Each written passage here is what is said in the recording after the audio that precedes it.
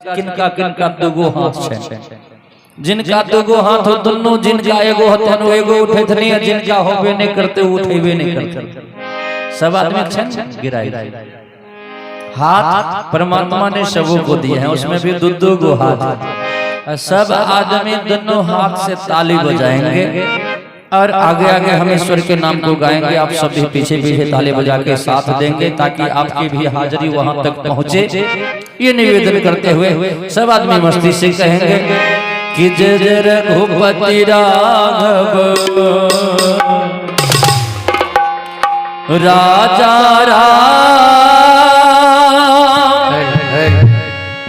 पतित पावन सीताराम।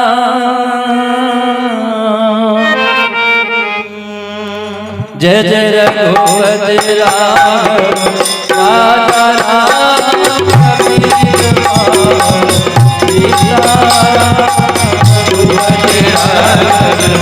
राजा राम पतित पावन सीताराम। इसमें करें करें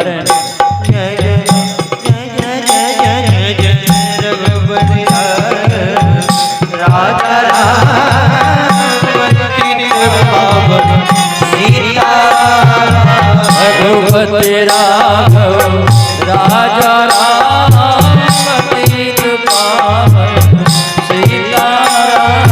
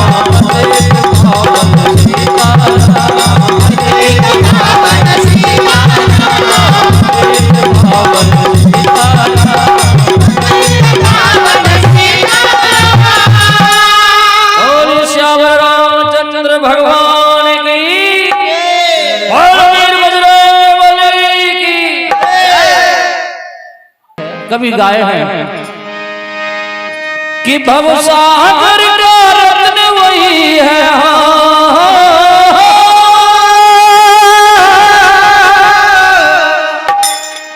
भवसागर का रत्न वही है जिसमें कुछ निर्मलता है। और धन्य पुरुष है वही कि जिसका नाम जिसका नाम जगत में चलता है। धन्य पुरुष है वही कि जिसका नाम जगत में चलता है।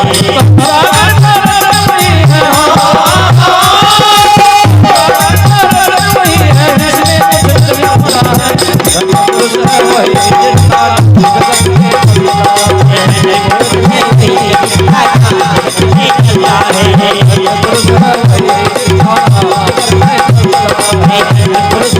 चलता है।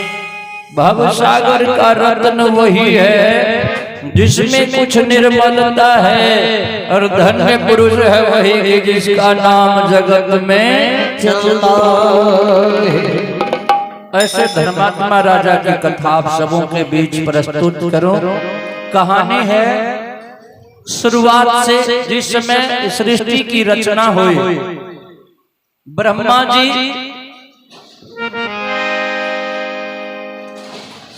जी से अत्रि का जन्म हुआ, और अत्रि जी से चंद्रमा का,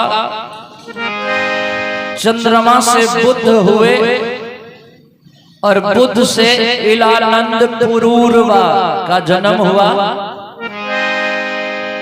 और इलानंद पुरूरवा से कुरु का जन्म हुआ, जिन्होंने कौरव वंश की स्थापना किए थे। और कौरव वंश में ही एक राजा हुए जिनका नाम हुआ दुष्यंत। और दुष्यंत, राजा दुष्यंत के वंश आगे बढ़े तो उन्हीं के वंश में एक महापुरुष का जन्म हुआ जिनका नाम हुआ राजा शांतनु। और राजा शांतनु की विवाह माता गंगा के साथ होने से राजा शांतनु और माता गंगा के बीच में 9 पुत्र जन्म लिए थे, 8 पुत्र जन्म लिए थे, जिसमें से एक पुत्र बचे, और 8 पुत्र, 7 पुत्र को माता गंगा ने अपनी धारा में बहा दी। जो एक पुत्र बचे उनका नाम हुआ भीष्म। देवताओं ने उनका नाम रखा देवव्रत, लेकिन पिता की आज्ञा मान के आजीवन ब्रह्मचर्य व्रत का पालन करने का संकल्प ले लिए, जिसके कारण उनका नाम पड़ गया भीष्म, भीषण प्रतिज्ञा करने वाले। इसी वंश की कथा मैं आपको सुनाता हूँ, राजा शांतनु की। ठीक रहत की वह बोला, यह ठीक रहत।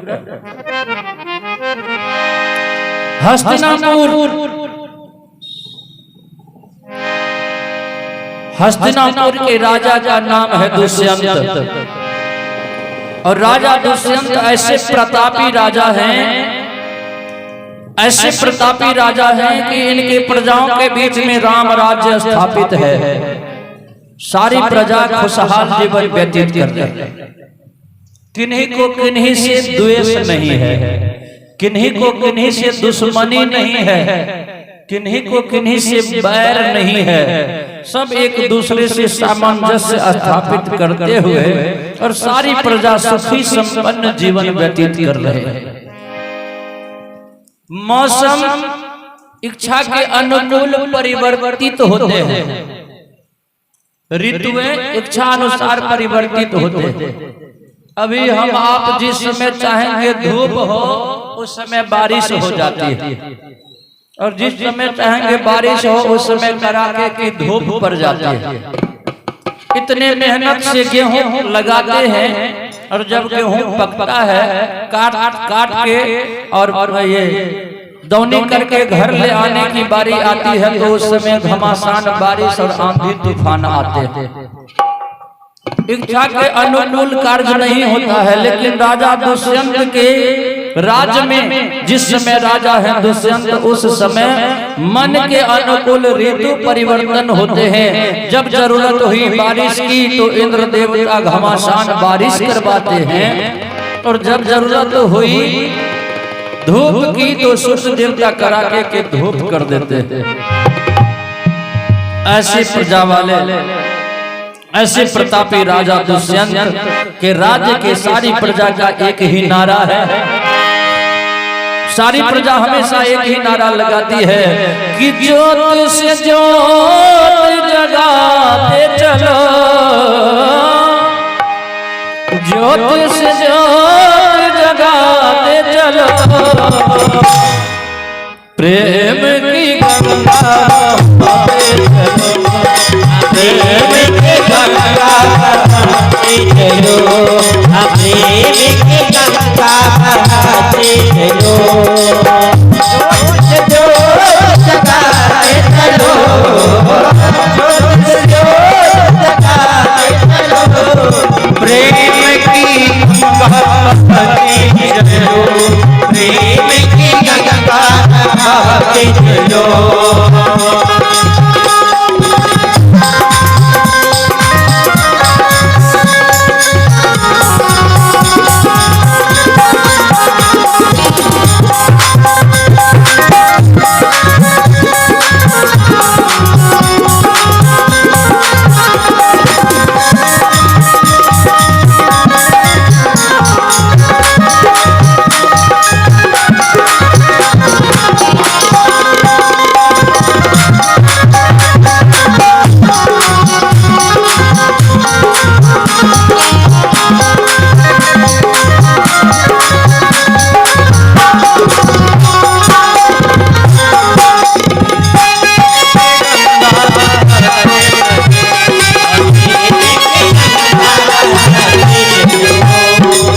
ज्योत से ज्योत जगाते चलो और प्रेम की गंगा बहाते चलो। सारी प्रजा एक दूसरे से गला मिला जीवन यापन करते हुए यही कहते हैं, जिसका कोई संग साथी ईश्वर है रखबा, जिसका कोई संग साथी ईश्वर है रखबा, जो निर्धन हो जो निर्बल हो वो है प्रभु का प्यारा, जो निर्धन है जो निर्बल है वो है प्रभु का प्यारा,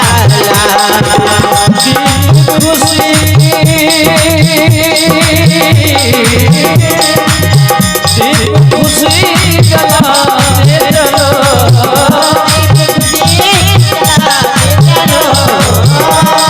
खुशी जलाते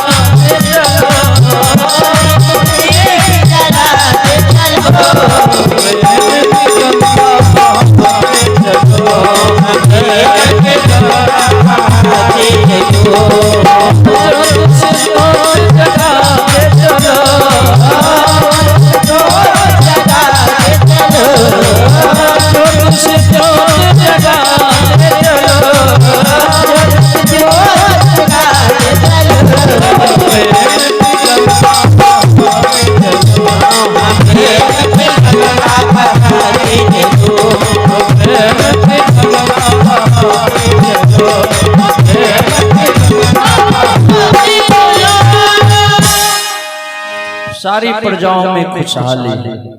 और राजा दुष्यंत ऐसे राजा हैं कि सारी प्रजा हमेशा आवाज लगाया करती है, महाराज दुष्यंत की, महाराज दुष्यंत की, महाराज दुष्यंत की, महाराज दुष्यंत के जय जयकार हो।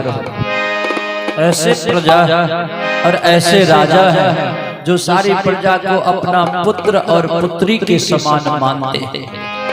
एक दिन की बात, राजा दुष्यंत सवेरे सवेरे अश्व पर सवार हुए। अश्व मने घोड़ा। कल दुगो था नहीं यहाँ पर घुड़सवारी करने के लिए, आगे आगे चलने के लिए घोड़ा। पहले के राजा महाराजा जो चला करते थे तो सवारी करते थे घोड़े की, नहीं? और अभी के राजा महाराजा चलते हैं तो सवारी करते हैं कौन चीज? हवाई जहाज। नहीं, और नीचे चलेंगे तो BMW कार से। ये हमेशा डर लगी रहती है कि कहीं से बम मार दिया गया तो हमारे राजा बाबू का बाल बांका ना हो, जिसके लिए BMW कार से चलते हैं। आगे पीछे बॉडीगार्ड हुआ करते थे। पहले वाले राजा महाराजा जो चलते थे वो घोड़ा से चलते थे, और महाराज दुष्यंत अश्व पर सवार हुए, घोड़े पर सवार हुए और जंगल की ओर चले हैं शिकार खेलने। शिकार खेलना राजा महाराजाओं का श्रृंगार हुआ करता था बाबा। घोड़ा पर सवार होके महाराज दुष्यंत चले हैं शिकार खेलने, मस्ती लूटते जा रहे हैं। आनंदित होते हुए महाराज दुष्यंत घोड़े पर जंगल की राह पकड़ के मस्ती लूट रहे हैं। गाते जा रहे हैं महाराज दुष्यंत कि दिल से हरि भजन को भुलाया न कीजिए, हरि भजन को भुलाया न कीजिए, दिल से हरि भजन को भुलाया न कीजिए, दिल से